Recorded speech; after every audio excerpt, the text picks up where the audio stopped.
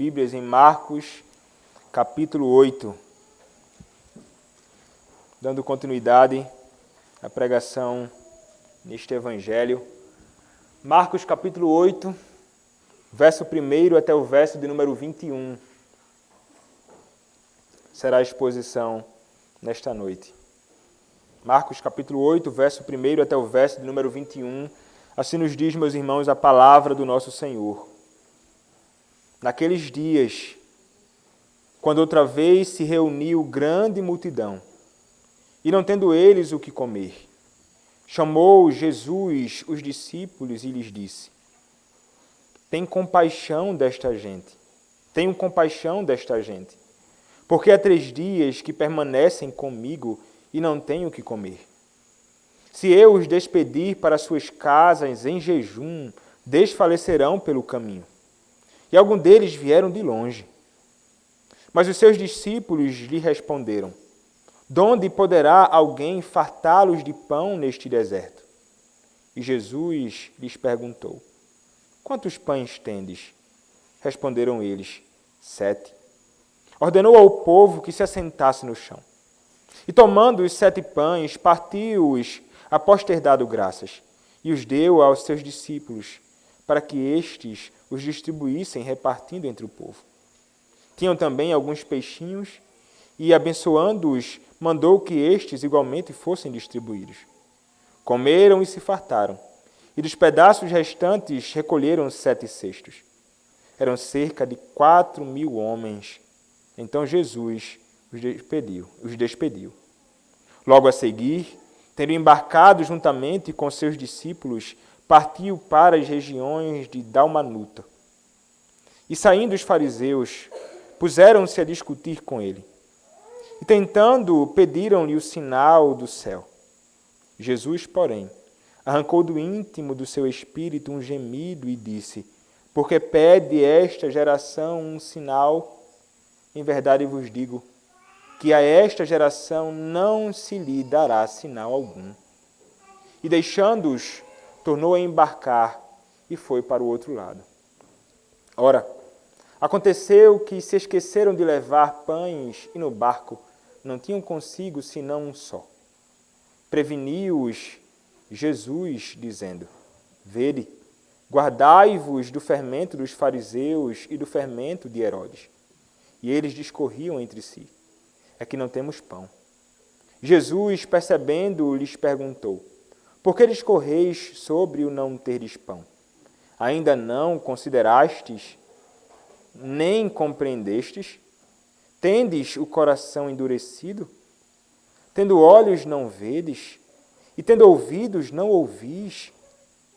Não vos lembrais de quando parti os 5 pães para os 5.000, quantos cestos cheios de pedaços recolhestes?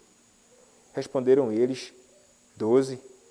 E quando parti os 7 pães para os 4.000, quantos cestos cheios de pedaços recolhestes? Responderam: 7. Ao que lhes disse Jesus: Não compreendeis ainda? Amém. Podem se assentar, meus irmãos.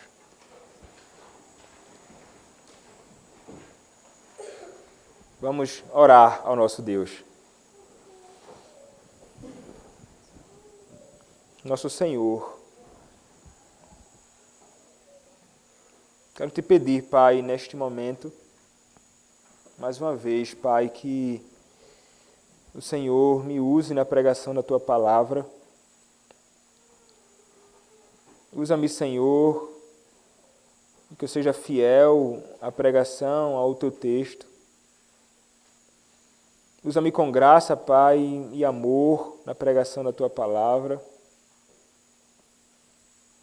Que eu proclame, Senhor, a Tua Palavra com intrepidez, com ousadia, Senhor, diante do Teu povo. Usa-me, Senhor, para a glória do Teu nome, enche-me com o Teu Santo Espírito. Usa-me, Senhor, poderosamente na pregação da Tua Palavra. Que nada, Senhor, em mim seja um obstáculo para a pregação da Tua Palavra. Usa-me apesar das minhas debilidades, Senhor, e que também aqueles que aqui estão, Pai, possam ouvir a Tua palavra atentamente, prestando toda a atenção e ouvindo-a com fé, com amor, Senhor, a Tua palavra. Abençoa, Senhor, a Tua igreja através da Tua palavra. É o que eu te peço, ó Deus, em nome do Senhor Jesus Cristo, Teu bendito Filho. Amém. Amém.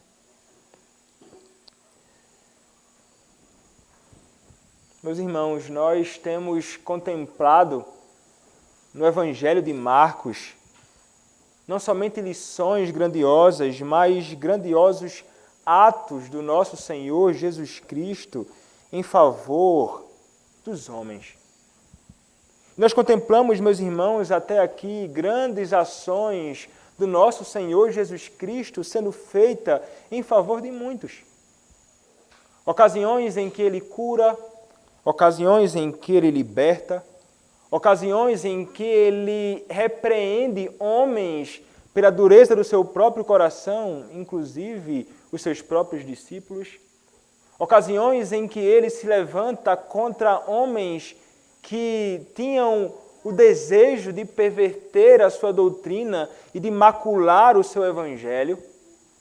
Homens que tinham no coração um sincero desejo, não pelo que é bom, mas pelo que é mal.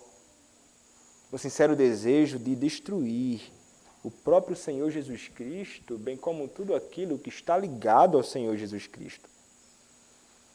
E nós vimos, meus irmãos, nas exposições anteriores, o Senhor Jesus Cristo se opondo grandemente àqueles que tentavam fazer com que as suas doutrinas, seus ensinamentos, suas tradições fossem superiores à verdade revelada na própria palavra de Deus. E nós contemplamos o Senhor Jesus Cristo dizendo para eles que aquilo ali era errado demais e que eles eram homens perversos e hipócritas e que a adoração deles de nada valia para o Senhor. O Senhor os repreende grandemente e diz, olha, por mais que vocês se apeguem a essas tradições, eu quero que vocês saibam o seguinte, essas coisas que vocês estão grandemente preocupados, como se elas pudessem contaminar os homens, eu quero dizer para vocês o seguinte, não contaminam os homens. Mas ele então passa a falar logo em seguida sobre aquilo que realmente contamina o homem. E ele vai dizer, não são as coisas que estão ao nosso redor, não, como vocês podem imaginar. E como muitos em nossos dias imaginam também. Ele vai dizer, é aquilo que vem de dentro, do nosso próprio coração. É isso que contamina o homem. Logo em seguida, então, nós contemplamos o Senhor Jesus Cristo após repreender aqueles homens e depois de se voltar para as multidões. Nós contemplamos o Senhor Jesus Cristo indo para uma outra região. Para a região ali onde habitavam pessoas que eram contrárias à vontade do Senhor. Cidades onde a corrupção, a impiedade, a perversidade habitavam. Mas ali uma mulher, Cirofenícia, descendente de Cã, ela certamente ouviu coisas grandiosas acerca do Senhor Jesus Cristo. E então ela encontra uma ocasião oportuna para ir até o Senhor Jesus Cristo, porque algo grandemente a perturbava e, como nós vimos, a sua filhinha, tão amada por ela, estava possessa por demônio. Ela não poderia deixar então de aproveitar esta oportunidade. Ela corre até o Senhor Jesus Cristo. E mesmo depois de ouvir palavras dele que poderiam desmotivar muitos de nós em indo até Cristo, ela ainda assim persiste. Ela diz, dá-me pelo menos as migalhas que caem das mesas. Senhor, compadece-te de mim. Ela prevaleceu ali. Ela perseverou em oração. O Senhor então atende a sua petição, ela não somente é salva, mas o seu pedido é atendido. A sua filha então foi liberta da possessão demoníaca. Depois então, como o Evangelho de Marcos nos mostra com muita rapidez, o Senhor Jesus Cristo fazendo muitas coisas, e então o Senhor Jesus Cristo, ele vai se retirar para as terras de Tiro. Se retirou das terras de Tiro e foi para Sidom, até o mar da Galileia, para Decápolis, para o lugar onde o Senhor Jesus Cristo havia inclusive sido expulso. Foi naquela região. Disseram, olha, sai daqui. Grande prejuízo ele nos deu. Expulsaram o Senhor Jesus Cristo das suas terras. Mas ali está o Senhor Jesus Cristo mais uma vez, interessado grandemente em demonstrar a sua graça e a sua misericórdia em favor daqueles que estavam perdidos ali. E então, um homem que estava com dificuldades e problemas muito sérios físicos, ele era surdo, ele era mudo, foram conduzidos até o Senhor Jesus Cristo. Outros clamaram em favor dele. E o Senhor Jesus Cristo se compadeceu dele. E vimos, meus irmãos, que o estado deste homem físico apontava para uma realidade muito mais elevada, aponta para a realidade de todos aqueles que não conhecem o Senhor Jesus Cristo, que estão surdos e mudos. E da necessidade do Senhor vir até nós e falar, efatá, abre-te. A necessidade do Senhor agir através da sua palavra, vivificando o nosso coração, fazendo com que os nossos ouvidos pudessem ouvir a sua voz e então os nossos lábios pudessem, como resposta, proclamar os seus grandes feitos. Mas então aqui mais uma vez está o nosso Senhor Jesus Cristo, fazendo aquilo que Ele foi chamado para fazer e demonstrando, meus irmãos, para nós muito, muito mais do seu coração aqui, repetidamente a todos nós. Como se quisesse ensinar para nós, através da repetição, quem Ele é, quem nós somos, como nós precisamos aprender com o nosso Senhor Jesus Cristo, porque parece que a nossa memória ela é curta demais. Então, meus irmãos, está aqui o nosso Senhor Jesus Cristo, e o versículo 1 do capítulo 8 nos diz, naqueles dias, quando outra vez se reuniu grande multidão, e não tendo eles o que comer, chamou Jesus os discípulos e lhes disse. Então vejam, meus irmãos, está aqui o Senhor Jesus Cristo, aqui no meio de uma nação ainda gentílica, pagã. Não há nada que diga aqui que o Senhor Jesus Cristo se deslocou para um outro lugar. Estava aqui o Senhor Jesus Cristo, provavelmente naquela mesma região em que Ele curou um surdo mudo. E o que acontece ali? Como em muitas outras ocasiões na caminhada do nosso Senhor Jesus Cristo, grande multidão se reúne. Muitas pessoas, meus irmãos, estavam ouvindo acerca dos atos grandiosos do Senhor Jesus Cristo e eles correm até o Senhor Jesus Cristo, certamente para ouvir deles e para ouvir dele e para encontrar nele alguma cura, alguma libertação para os seus males. Certamente haviam pessoas grandemente e sinceramente interessadas no Senhor Jesus Cristo, mais do que em milagres, mas certamente haviam pessoas envolvidas ali que estavam simplesmente desejando algum tipo de benefício somente. Mas a realidade, meus irmãos, é que o texto diz que era uma grande multidão. Muita gente, de fato, estavam indo atrás do Senhor Jesus Cristo. Só que o que acontece? Qual era a condição e o estado dessas pessoas? O texto nos diz, e não tendo eles o que comer. chamou Jesus os discípulos e lhes disse. O Senhor Jesus Cristo, então, ele percebe que aquela multidão que com ele estavam certamente com fome. E o que é que a fome destas pessoas gera no Senhor Jesus Cristo? Meus irmãos, o estado daquelas pessoas gera no Senhor uma ação, ele age. Ele não fica parado, não. Ele não fica em silêncio, não. Na outra ocasião, semelhante, parecida com esta, mas não é a mesma, como nós veremos, nós vemos os discípulos agindo, mas aqui é o Senhor quem age diante daquele estado, daquelas pessoas. E o que é que ele diz então? Tenho compaixão desta gente, porque há 3 dias que permanecem comigo e não têm o que comer. É interessante, meus irmãos, nós destacarmos primeiramente o Senhor perceber isto e o Senhor agir. Porque é fundamental isto, porque o que acontece muitas vezes na nossa caminhada? Nós, muitas vezes, percebemos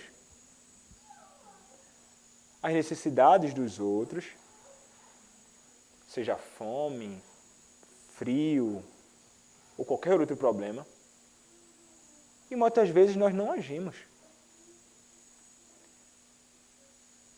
Veja, é um problema real, porque veja, como é que eu posso perceber então a condição de alguém que sofre?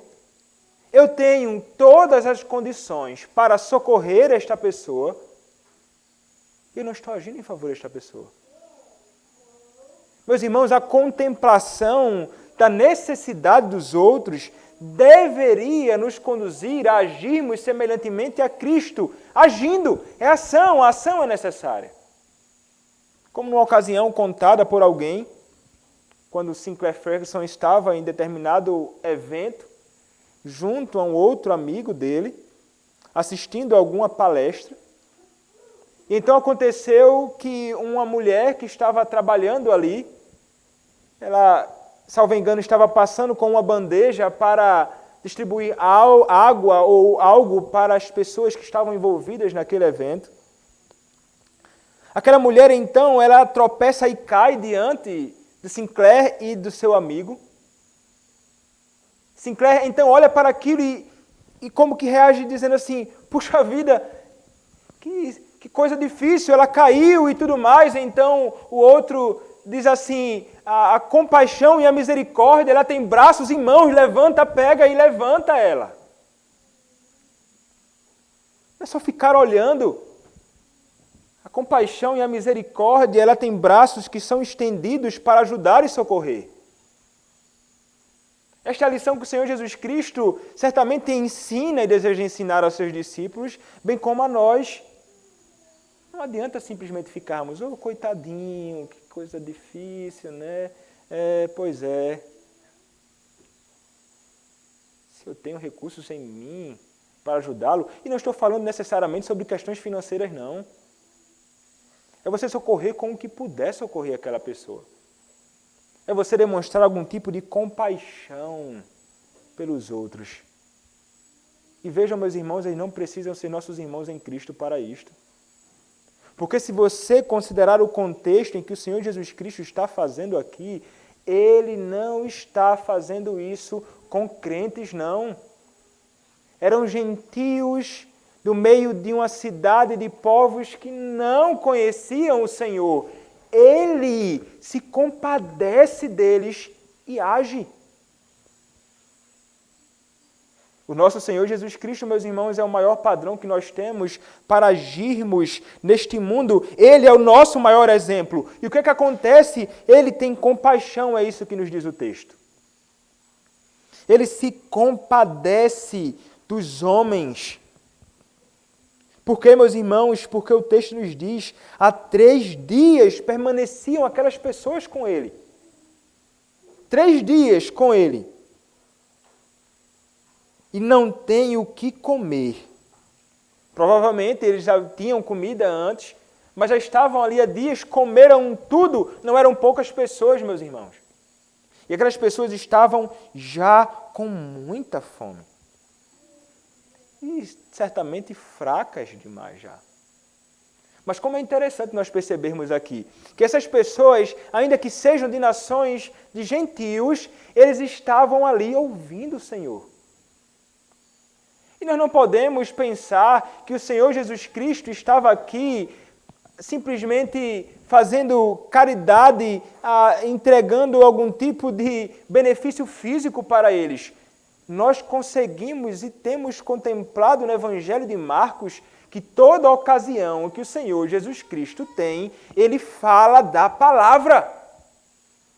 Nós podemos, meus irmãos, olhar para este texto e certamente inferir o Senhor Jesus Cristo, certamente, durante esses 3 dias, estava ali falando da palavra diante destas pessoas. E eles estavam ali ouvindo o Evangelho, proclamado pelo próprio Cristo, o Evangelho. Há 3 dias, meus irmãos. Mas a realidade é que eles padecem, eles estão com fome e o Senhor não pode agir com indiferença. Ele não consegue olhar para aquilo e ficar com indiferença, não, meus irmãos. O seu coração é movido a uma compaixão com aquelas pessoas. Ele pensa nelas. Ele não faz as coisas de modo atrapalhado, não. Ele olha para aquele estado, ele pensa, a ponto até de falar, se eu despedir estas pessoas, verso 3, para suas casas em jejum, 10 falecerão pelo caminho, e alguns deles vieram de longe. Então veja como ele está preocupado aqui. Veja, se eu liberar essas pessoas para ir embora, elas vão padecer. Porque, meus irmãos, não é o mesmo contexto daquela primeira multiplicação dos pães e peixes. Quando eles estavam no campo, quando haviam cidades próximas, e eles talvez poderiam ser despedidos e, olha, vai lá, compra ali algum pão, compra ali algum peixe, come, enche a tua barriga. Meus irmãos, eles estavam no deserto. Eles estavam numa região onde não havia nenhum tipo de acesso a qualquer tipo de alimento ali.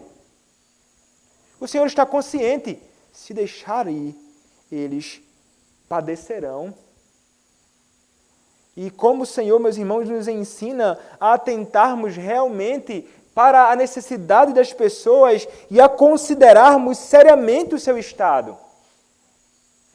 E a pensarmos em como de alguma forma prover ou como de alguma forma não permitir que aqueles que carecem de algo padeçam e careçam ainda mais pela nossa falta de uma atitude para prover aquilo que eles precisam tanto. Porque alguém poderia fazer assim, olha, eu vou despedir eles e acabou, se deixa aí. Então a pessoa vai e padece. Não. Assim como devemos, meus irmãos, nos preocupar e nos preocupamos, além da conta, com as nossas próprias necessidades, nós deveríamos, de fato, nos preocupar com as necessidades e a integridade daqueles que carecem.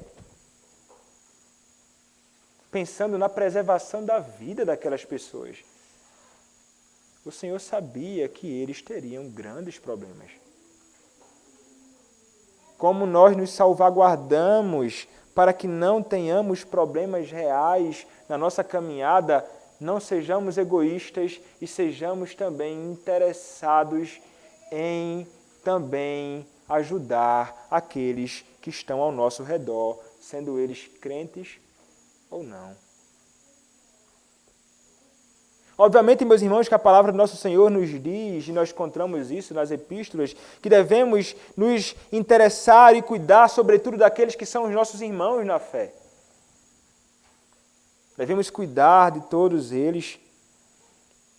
Mas vejam, meus irmãos, como é interessante nós olharmos para este texto e então realmente contemplarmos a realidade, meus irmãos, de que o Senhor Jesus Cristo, Ele realmente sabe o que aquelas pessoas estavam passando.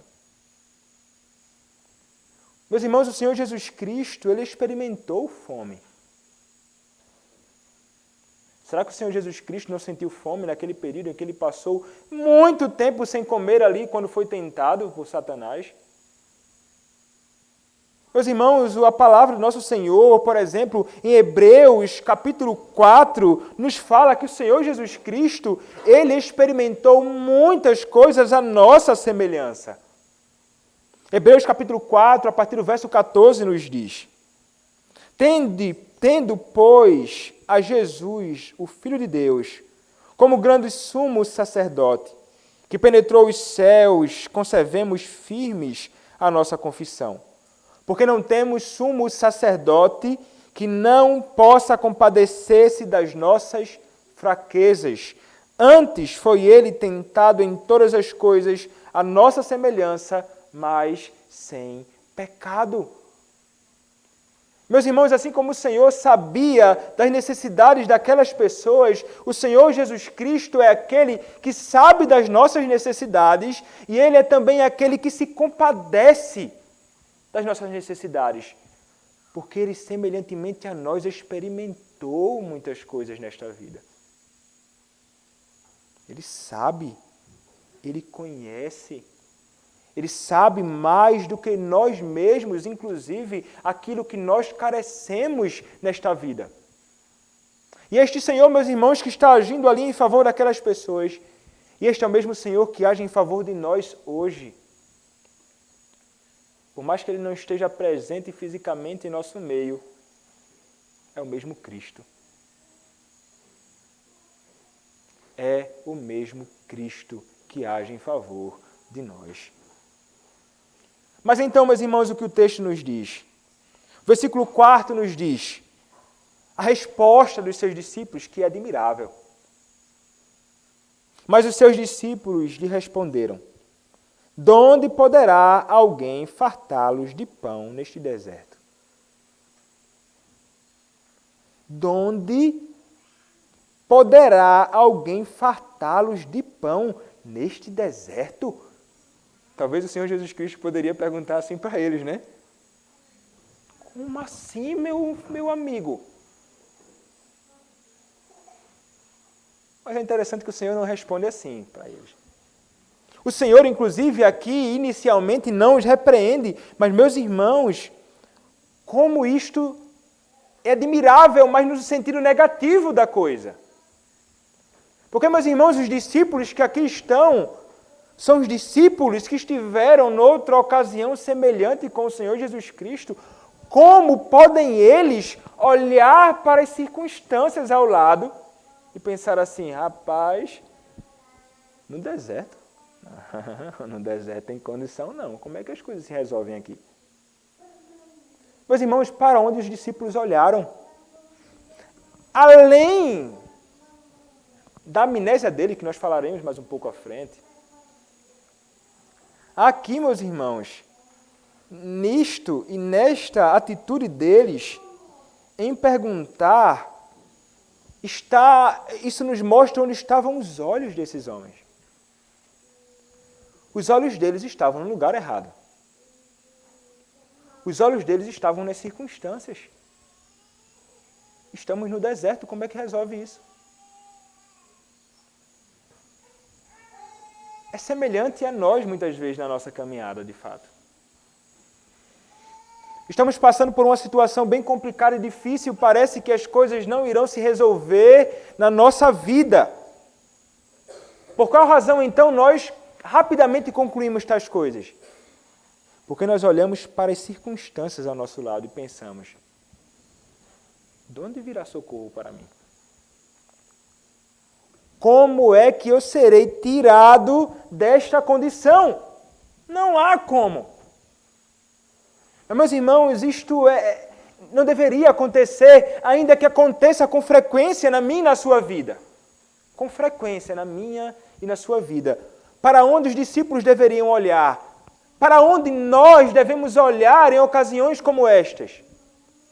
Quando a adversidade, angústias, problemas vêm à nossa porta. Chegaram já na vida nossa e muitas vezes, talvez estejamos passando por isto em nossos dias. Agora, talvez você esteja enfrentando problemas reais na sua vida, e talvez seu irmão ao seu lado nem faça ideia, porque talvez ele nem pergunta a você como você está, e enfim. Mas você talvez passe por isto e para onde deveríamos olhar? Meus irmãos, eles deveriam olhar para Cristo. É justamente em Cristo e somente nos olhos fitos nele que os homens, eles poderão, mesmo em meio às circunstâncias adversas, eles poderão encontrar consolo e a resposta para as suas indagações. Quando estamos passando por adversidades, meus irmãos, é com os olhos fitos no Senhor que nós poderemos então vencer ou ficar bem no meio das adversidades. Porque olhar para as circunstâncias, olhar para as nossas próprias mãos impotentes, nós somos impotentes. Nós iremos cair em desespero e a pergunta será: como poderemos ter socorro aqui? Mas com os olhos fitos no Senhor, aí sim, meus irmãos, nós podemos ter certeza que é desse Cristo a quem nós contemplamos que virá o socorro. Como os olhos dos servos estão fitos nas mãos de seus senhores, e os olhos das servas na mão de suas senhoras, assim os nossos olhos estão fitos no Senhor, nosso Deus, até que se compadeça de nós. É isso que nos diz o Salmo número 123. Os olhos fitos no nosso Senhor, é dele que vem o socorro. As suas mãos representando ali o seu socorro e a sua provisão. É isto, meus irmãos, que nós devemos fazer, sempre correr para Cristo, ainda que esse Cristo não esteja diante de nossos olhos, como naquela ocasião nos discípulos. Cristo está junto a nós. Nós podemos descansar nele. Mas, meus irmãos, os discípulos não fazem isto. Os discípulos deveriam dizer, meus irmãos, o seguinte, quando o Senhor Jesus Cristo falou aquilo. Eles deveriam olhar e dizer assim: Senhor, faz aquilo que fizeste naquela outra vez. Multiplica aí os pães. Pega esses peixes e multiplica também. O Senhor não fez isso no passado, por que não pode fazer agora? Mas isso não acontece, meus irmãos. O que o texto, então, continua nos dizendo. E Jesus lhes perguntou: quantos pães tendes? Responderam eles: 7. Ordenou ao povo que se assentasse no chão. E tomando os 7 pães, partiu-os, após ter dado graças, e os deu a seus discípulos, para que estes distribuíssem, repartindo entre o povo. Tinham também alguns peixinhos, e abençoando-os, mandou que estes igualmente fossem distribuídos. Comeram e se fartaram, e dos pedaços restantes recolheram 7 cestos. Eram cerca de 4.000 homens. Então Jesus os despediu. Logo a seguir, tendo embarcado juntamente com seus discípulos, partiu para as regiões de Dalmanuta. E então alguém poderia olhar para esse texto e dizer assim: ih, rapaz, será que Marcos esqueceu que já contou essa história, está contando de novo? Porque há pessoas, meus irmãos, que imaginam que isso aqui não deveria nem estar aqui, inclusive, porque acreditam que se trata da mesma história ou da mesma multiplicação. Só que parece que há um pouco de falta de leitura da Escritura primeiro, para compreender que, na verdade, se tratam de 2 ocasiões distintas. E o Senhor tem um propósito didático com isso também para nós. Porque um único verso poderia já nos dizer muita coisa acerca disso. Por exemplo, quando nós olhamos para Marcos capítulo 8, verso de número 19, ele vai fazer referência a outra ocasião em que ele fez a multiplicação dos pães e peixes. Ele vai dizer, finalzinho do verso 18, não vos lembrais de quando partiu os 5 pães para os 5.000? Quantos cestos cheios de pedaços recolhestes? Responderam eles, 12. Está aqui uma prova. Está aqui uma prova de que aquela ocasião, ou esta ocasião, é uma ocasião de fato distinta daquela anterior. não é a mesma. Pão e peixe são os mesmos, quantidades distintas. Jesus Cristo estava naquela primeira multiplicação, em Marcos capítulo 6, no meio dos judeus. Aqui ele está no meio dos gentios. Naquela estava ele junto à relva. Aqui está ele no deserto. Lugar distinto, público distinto. Outro milagre. É o Senhor, meus irmãos, Jesus Cristo aqui. E então o que é que ele faz? Ele vai, meus irmãos, fazer esta pergunta a eles sem nem repreendê-los. E é interessante a didática do Senhor Jesus Cristo, porque talvez se fosse eu e você, tivéssemos dito assim, vocês não se lembram não, é? Vocês não estão me ouvindo não? Não tiveram comigo naquela ocasião não? Está difícil de ensinar vocês, né? Rapaz, que complicado, viu? Ainda que eu tenha uma didática tão boa e mostrando na prática e vocês não aprendem. Não. O Senhor Jesus Cristo, ele simplesmente vai... Eu vou... Como que se, entre aspas, ignorasse aquelas palavras tão estranhas dele. Um comentarista vai dizer, eu não sei nem o que explicar aqui. Ele nem comenta, eu não sei o que dizer acerca dessa atitude deles. É o Sproul quem diz isso. Eu não sei nem o que dizer. Não sei o que aconteceu aqui não. Não sei o que foi que passou na cabeça desses homens não. O Senhor Jesus Cristo, ele simplesmente chama esses homens à prática novamente. Olha, vocês não agiram não, mas eu vou chamar vocês à prática. Vocês devem fazer o que foi feito antes. O que é que vocês devem fazer? O Senhor, então, ordenou que os seus discípulos, que aqueles homens e aquela multidão se assentassem ali no deserto.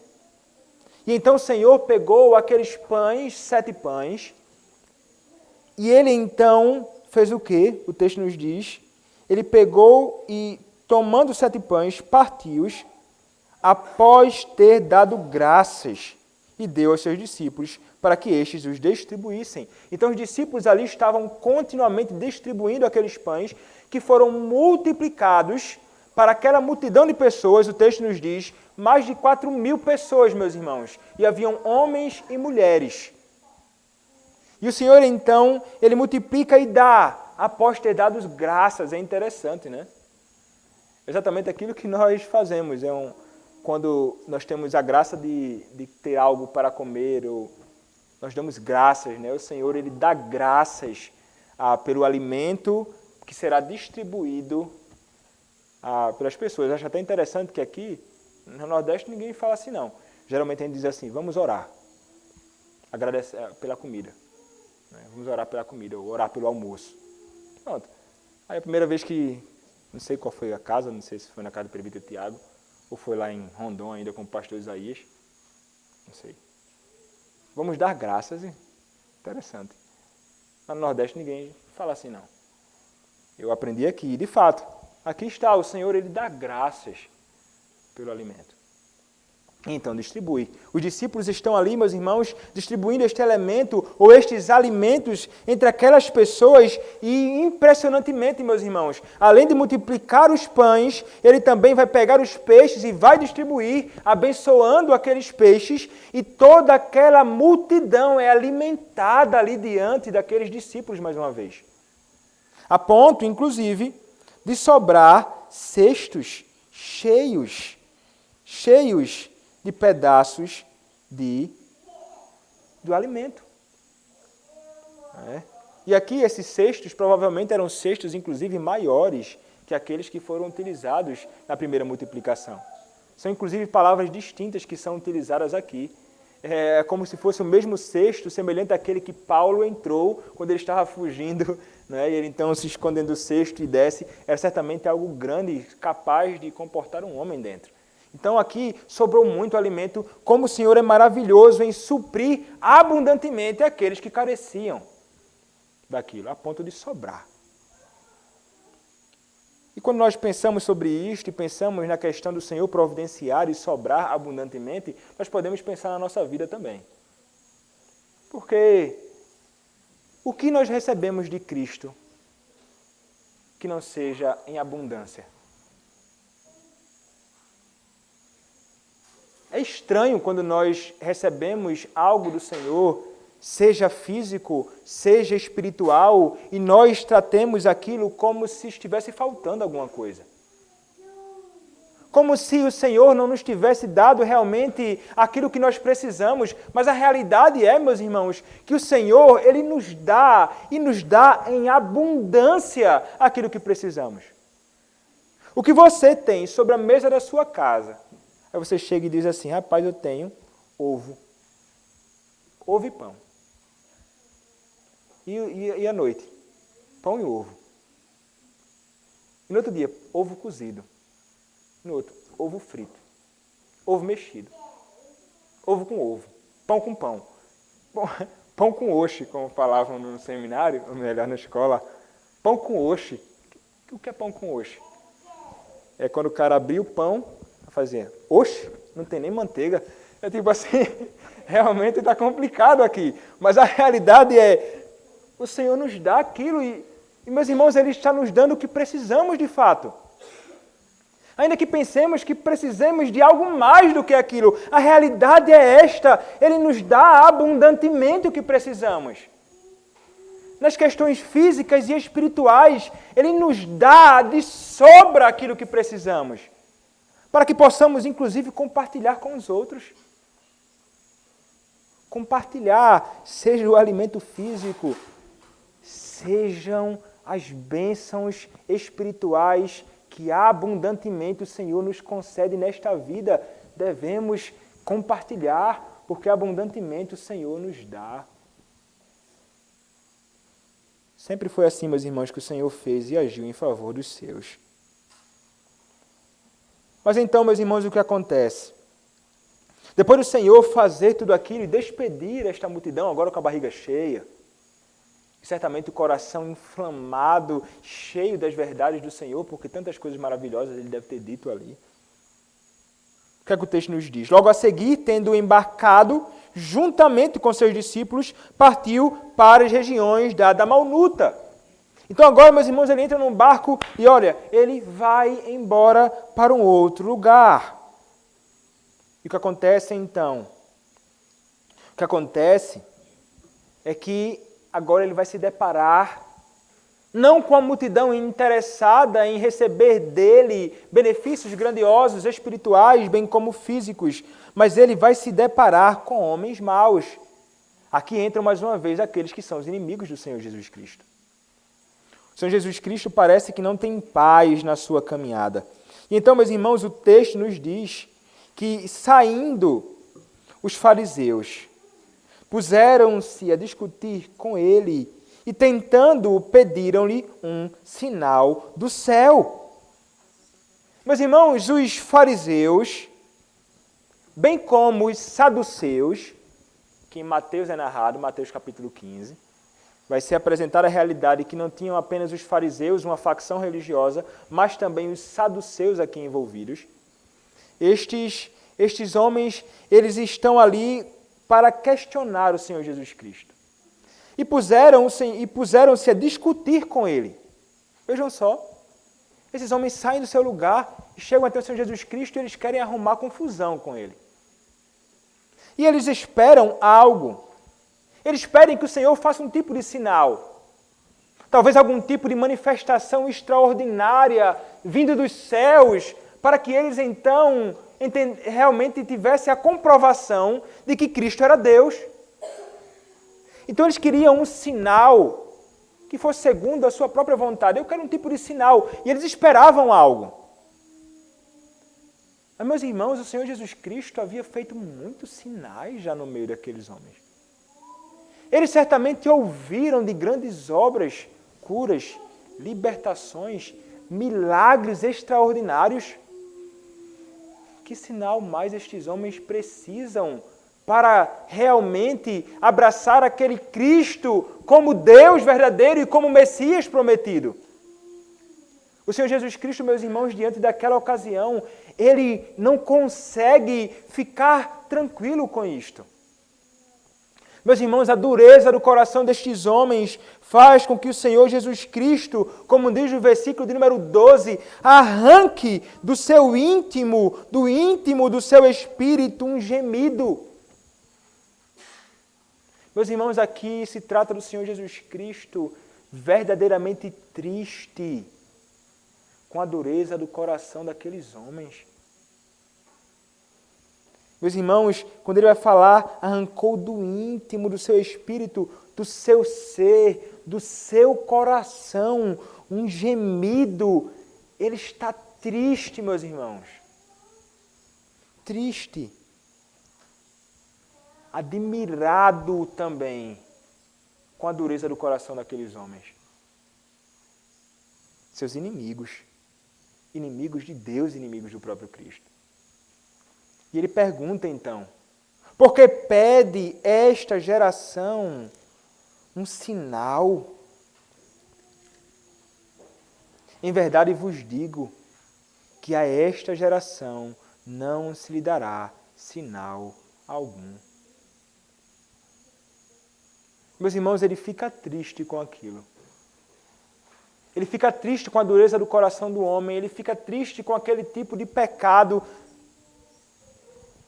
como nós deveríamos ficar certamente muitas vezes quando vemos corações duros diante de nós, quando a palavra do Senhor é aberta, palavras são ditas acerca do próprio Cristo e os homens permanecem na dureza do seu próprio coração, como nós deveríamos ficar realmente tristes com aquela condição. Mas o Senhor sabe como duro é realmente o coração daqueles homens. E ele diz que não fará os sinais que eles esperam. Não fará sinal algum. Mas que sinal ele fará? Mateus vai nos dizer. Mateus capítulo 16, verso 4, nos diz o seguinte. Mateus capítulo 16, verso 4, nos diz: uma geração má e adúltera pede um sinal, e nenhum sinal lhe será dado, senão o de Jonas. Este sinal é que será dado. Que sinal é este? Que referência é esta? Ele faz referência, meus irmãos, ao livro de Jonas, que vai falar sobre a sua morte, sobre o seu sepultamento e ressurreição. Este é o sinal que eles terão. O que é que diz Jonas capítulo 1, verso 17? Deparou o Senhor um grande peixe para que tragasse a Jonas. E esteve Jonas 3 dias e 3 noites no ventre do peixe. Como Cristo esteve também. Versículo 10 do capítulo 2. Falou, pois, o Senhor ao peixe, e este o vomitou a Jonas na terra. Meus irmãos, o Senhor Jesus Cristo se utiliza de palavras como esta para falar exatamente sobre sua morte, humilhação, sepultamento e ressurreição, e que isto testificasse diante deles como algo para a condenação destes homens. Por causa da dureza do coração deles. Não porque o Senhor não tem compaixão, não porque o Senhor não deseja a salvação, mas por causa da própria dureza deles. E o que acontece aqui, meus irmãos? O versículo de número 13 nos diz, e deixando-os, tornou a embarcar e foi para o outro lado. O Senhor Jesus Cristo os abandonou na dureza do coração deles. Ele não ficou ali insistindo mais não com estes homens. E o Senhor não está sendo mal aqui. O coração do homem é perverso e o Senhor os deixa ali na sua própria dureza do coração. Meus irmãos, o homem ser deixado na dureza do seu próprio coração, o homem ser abandonado a viver e fazer e andar segundo os seus próprios desejos, é a pior coisa que um homem pode experimentar neste mundo. andar longe do Senhor e ser deixado por Ele aos nossos próprios desejos e a dureza e malignidade do nosso próprio coração é a pior punição que um homem pode experimentar neste mundo. Porque é quando o homem ele vai se entregar desenfreadamente a todo tipo de coisa que desagrada ao Senhor. Esta é a realidade, isso que aconteceu ali, como o Senhor Jesus Cristo diz através do apóstolo Paulo em Romanos capítulo 1, quando o Senhor entregou os homens aos seus próprios desejos e nós contemplamos os homens praticando todo tipo de iniquidade, idolatria, longe do Senhor. Mas foi a dureza do coração deles que o Senhor mesmo os deixou ali. Sinais grandiosos foram feitos diante dos homens. E nós poderíamos então pensar assim, será que é diferente nos nossos dias? O que as pessoas mais esperam aí em muitas igrejas? Eles esperam sinais. Não, eu quero ver uma manifestação extraordinária do Senhor aqui. Eu só acredito se eu contemplar algo sendo feito. Não, irmão. Ler a Escritura é comum demais. Pegar a palavra não é algo comum demais. Eu quero algo extraordinário. Eu quero viver o extraordinário. Eu quero sinal. Isso é o que os homens buscam por aí. Se você chegar em muitas igrejas por aí, e você então for um daqueles que chega no púlpito, abre a Escritura e diz, meus irmãos, abram suas Bíblias comigo em Marcos capítulo 8, versículo 1 até o versículo de número 21. Muitos olharam assim e vão ficar, puxa. Vai começar a pregar e expor a Escritura e muitos vão ficar sonolentos, preguiçosos, desinteressados. Mas em muitas igrejas, se um homem chegar no púlpito, antes de chegar no púlpito, ele corre, dá uma cambalhota, corre, pula em cima do púlpito. E ele diz assim, meus irmãos, eu estava vindo no meu carro e eu olhei para o retrovisor do meu carro. E quando eu olhei para o retrovisor do meu carro, eu vi um anjo. E um sinal grandioso se manifestou diante de mim. Então eu olhei pelo retrovisor e vi uma grande... Você não pode chegar em qualquer igreja por aí. Igrejas neopentecostais e muitas outras. Pessoas ficaram vibrando e dirão, como o Senhor é extraordinário. Os olhos arregalados, admirados com aquilo que é engano e mentira em nossos dias. Como deveríamos, meus irmãos, ficar contentes com os sinais que o Senhor mesmo já deu e que nos foi revelado aqui na sua própria palavra. O ordinário é extraordinário. Aquilo que o Senhor nos deu aqui, não precisamos buscar sinais como confirmação de absolutamente nada. Nós temos tudo aquilo que precisamos na própria palavra do Senhor. Não precisamos buscar um sinal. Isso quem fazem são aqueles que não conhecem verdadeiramente a sua palavra e arrisco dizer, aqueles que não conhecem a Cristo. Porque deveriam estar satisfeitos com aquilo que o Senhor fez e consumou na sua obra. Como a sua própria palavra nos orienta. Mas então, meus irmãos, chegamos à última parte aqui. E o versículo 14 nos diz o seguinte, ora, aconteceu que eles se esqueceram de levar pães, e no barco não tinham consigo senão um só. Preveniu-os Jesus, dizendo, vede, guardai-vos do fermento dos fariseus e do fermento de Herodes. Interessante aqui, meus irmãos. O que acontece? O Senhor Jesus Cristo, ele vai para um outro lugar agora. Ele está provavelmente ali próximo às regiões da Galileia e o que acontece? Aconteceu que os seus discípulos esqueceram de levar comida. Tanto pão que sobrou, comida abundante. Mas eles se esqueceram de levar algo para comer. Eles não levaram isso no barco. O que eles tinham? Apenas um pão. Senão um pão ali no meio deles. E então o Senhor Jesus Cristo, talvez ouvindo eles falando algo acerca disto, o Senhor Jesus Cristo vai dizer o seguinte no versículo de número 15: preveniu-os Jesus, dizendo: vede, guardai-vos do fermento dos fariseus e do fermento de Herodes. O Senhor Jesus Cristo agora começa a falar com eles, meus irmãos, sobre coisas espirituais aqui, se utilizando da linguagem de fermento. O que é que acontece aqui, meus irmãos? O que é que o Senhor Jesus Cristo está querendo dizer com isto? Aqui, ao omitir os saduceus neste texto, como Mateus vai nos mostrar, mas ele vai dizer, vocês devem se guardar do fermento destes homens. E o que significa, então, fermento aqui? Fermento significa ensino. Fermento significa ensino. É como se ele estivesse querendo dizer o seguinte: guardem-se do ensino dos fariseus, dos saduceus e de Herodes. Guardem-se, como Mateus vai deixar claro, das doutrinas deles.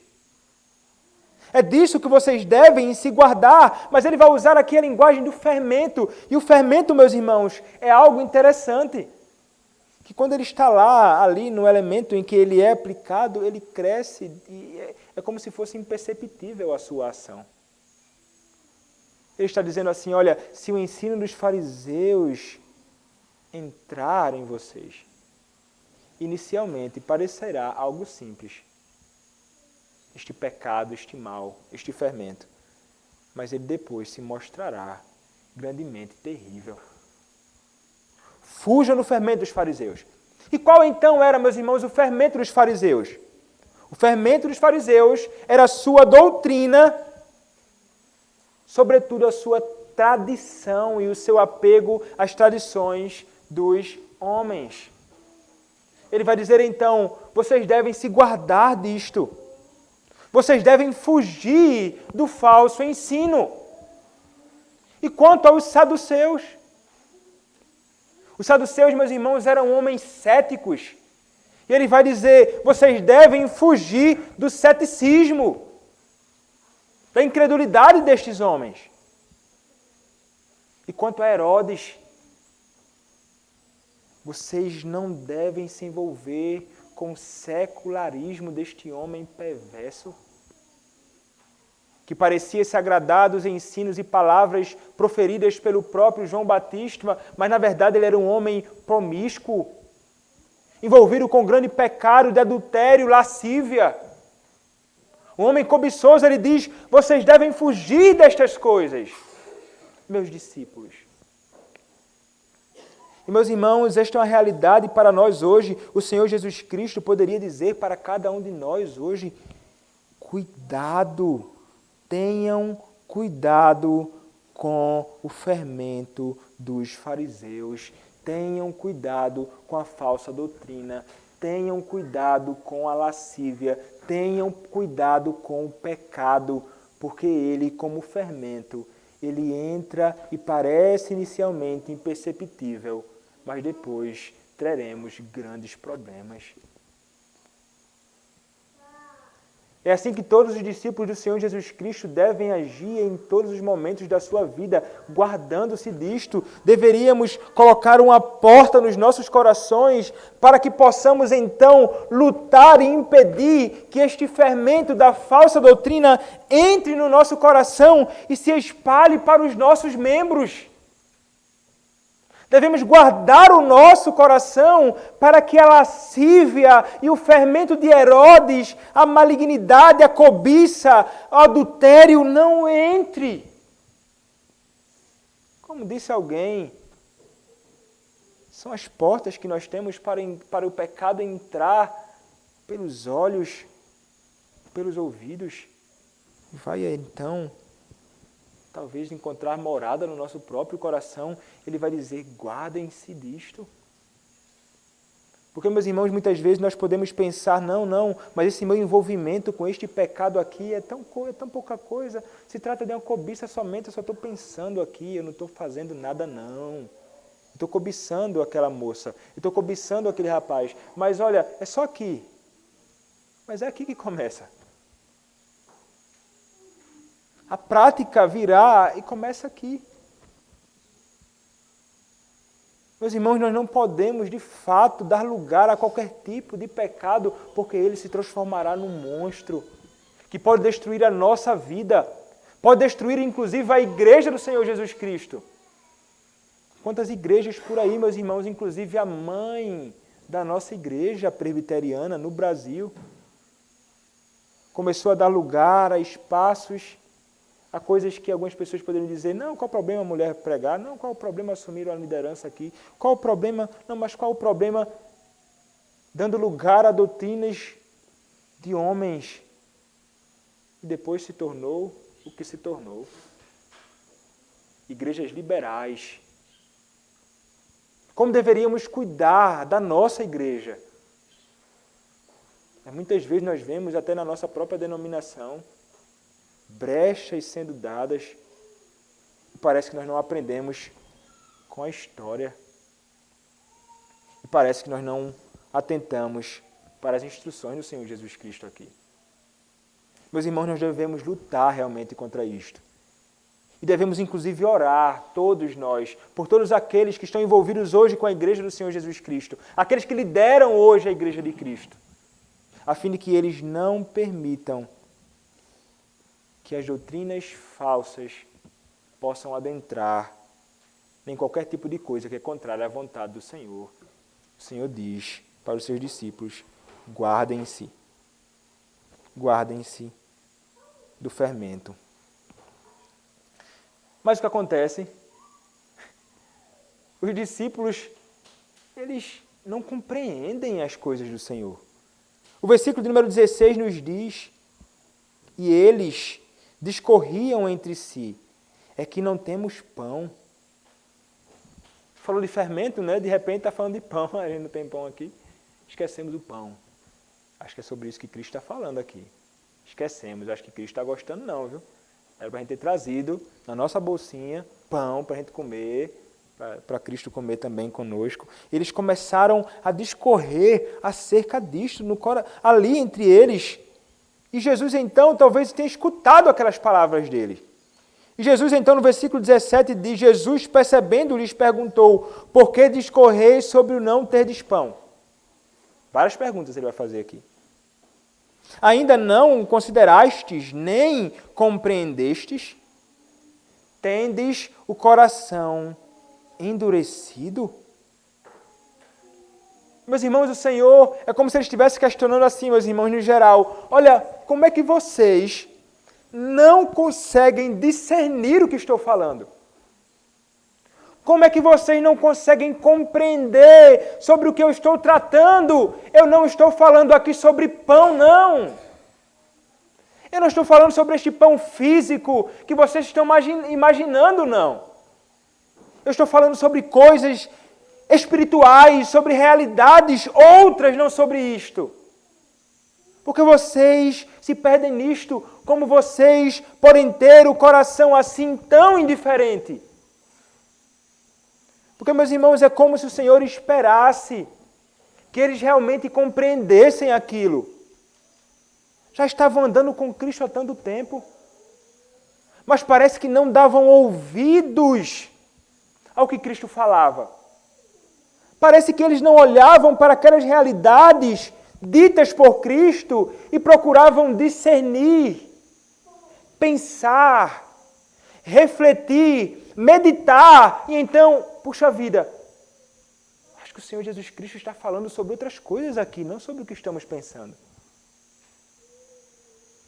Cristo os repreende, meus irmãos, aqui. Como vocês podem ter o coração assim, tendes o coração endurecido?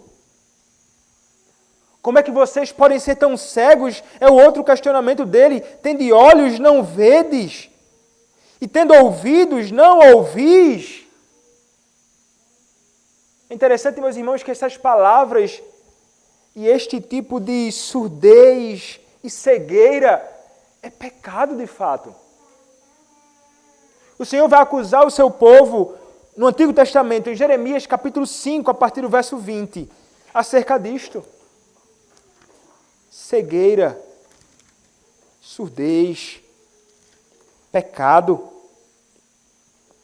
Verso 20 do capítulo 5 de Jeremias: anunciai isto na casa de Jacó e fazei-o ouvir em Judá, dizendo: ouvi agora isto, ó povo insensato e sem entendimento, que tendes olhos e não vedes, tendes ouvidos e não ouvis. Não temereis a mim, diz o Senhor, não tremereis diante de mim, que pus a areia para limite do mar, limite perpétuo, que ele não traspassará. Ainda que se levantem as suas ondas, não prevalecerão, ainda que bramem, não traspassarão. Mas este povo é de coração rebelde, e costumais, rebelaram-se e foram-se. Não dizem a eles mesmos: temamos agora ao Senhor nosso Deus, que nos dá a seu tempo a chuva, a primeira e a última, que nos conserva as semanas determinadas da cega.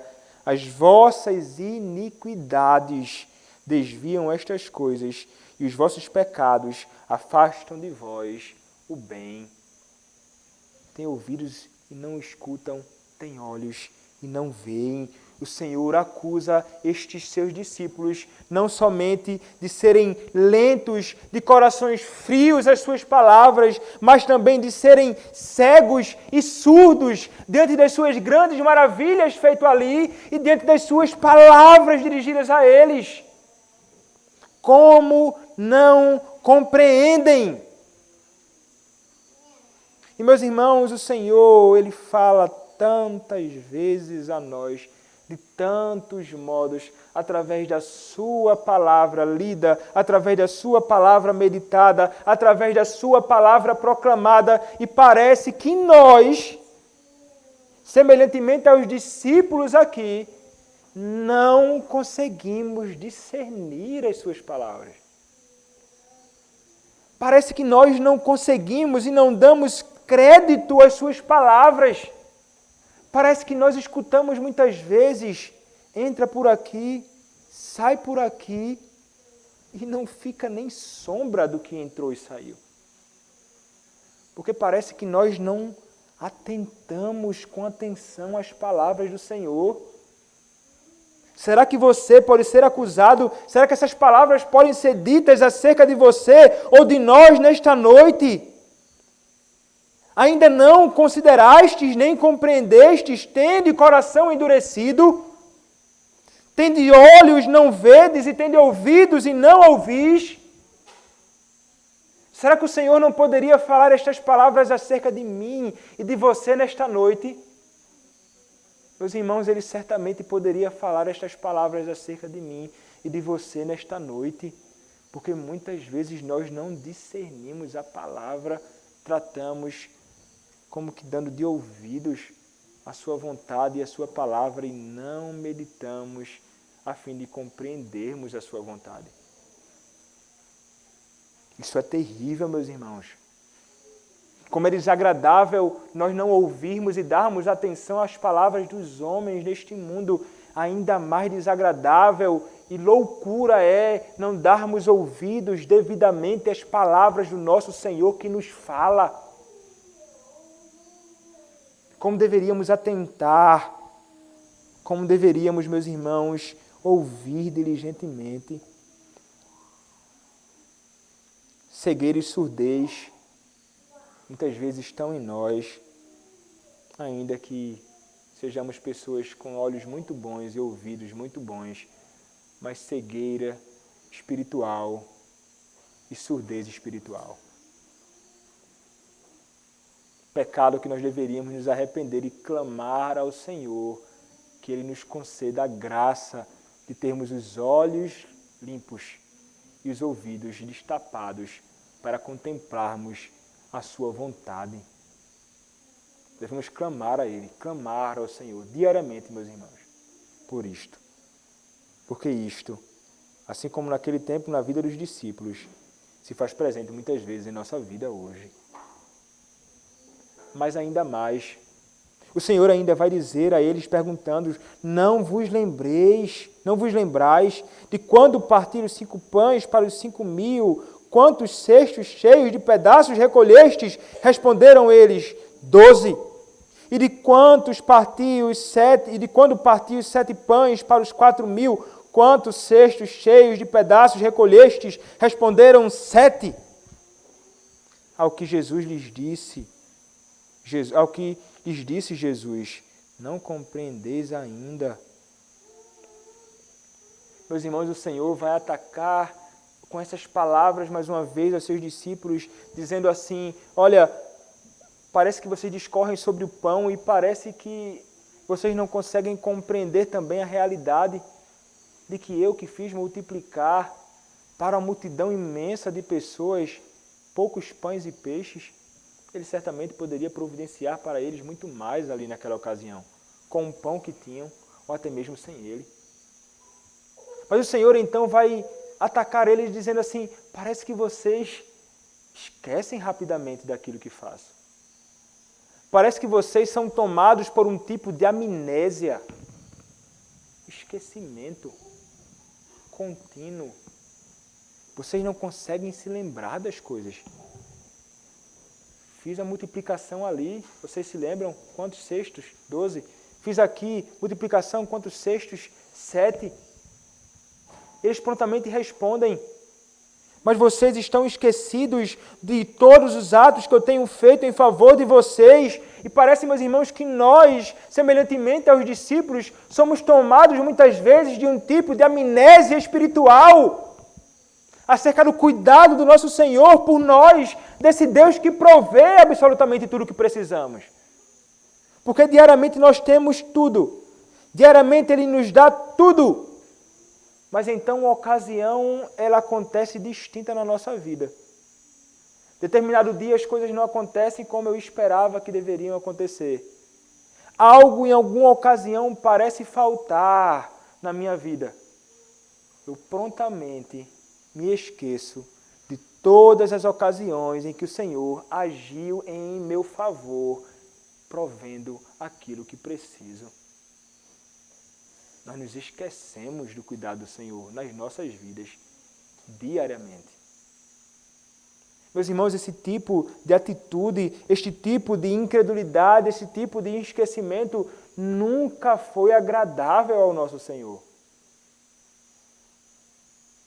Nós não podemos, meus irmãos, nos esquecer de que o Senhor tem cuidado de nós, realmente.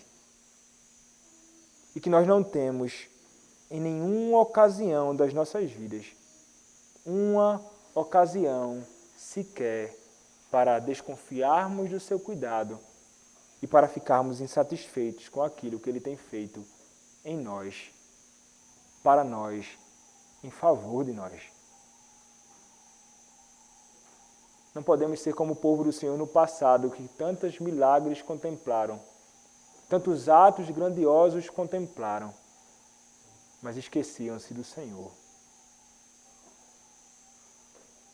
Tentemos, meus irmãos, sempre, diante da provisão diária do Senhor, que nos fala muito acerca de quem Ele é, e do seu cuidado por nós, preencher o nosso coração e as nossas mentes com esta realidade de que este Senhor é o Senhor que provê. E que nós podemos, então, estar sempre recordando disto. Que o Senhor, meus irmãos, nos ajude a sermos discípulos dEle. Discípulos que realmente discernem a sua vontade. E discípulos que sempre têm em sua memória e no seu coração a lembrança de que o Senhor, Ele sempre age em nosso favor e que Ele cuida de nós. Amém. Oremos, meus irmãos, ao nosso Senhor.